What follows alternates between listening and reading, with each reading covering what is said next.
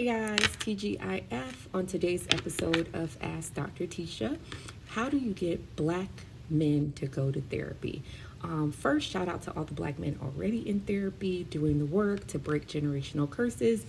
But I've definitely seen where people feel like their loved one, their family member needs help, but they're struggling to get them there. So first, don't push, right? If you have never tried something and you're not sure if you want to try it, someone saying, do it is not going to get you to do it. So my patient actually asked this question today, and my advice to her was to first start by introducing them to therapists in a non-confrontational, non-pushy way. Like if you see a video that talks about something that you think they would relate to, send them a video from that person, from that therapist, from that psychiatrist.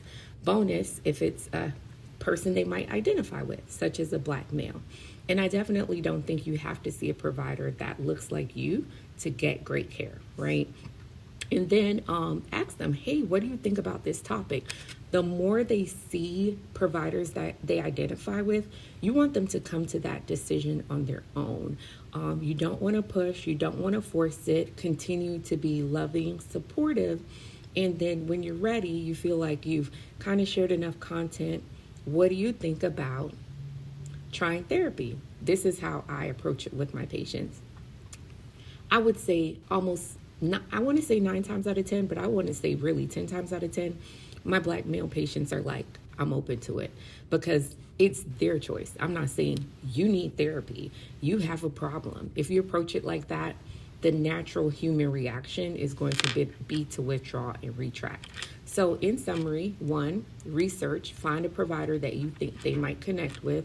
2, share content with them from that provider, a topic that they might relate to. And then 3, when you feel like they're comfortable and open to that conversation, ask them how they feel about trying therapy. If they agree to it, the next hurdle will be them booking the appointment. So also ask, are you okay with me booking that appointment for you?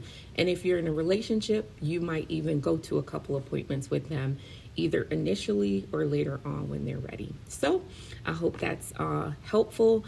And just a friendly reminder, therapy only works with changed behavior. So if you're going to therapy and engaging in the same behaviors and doing the same thing, that's not the goal of therapy. So therapy is only step 1.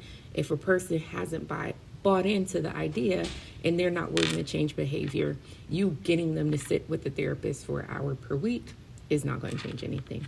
All right, let me know what questions you have and I'll be happy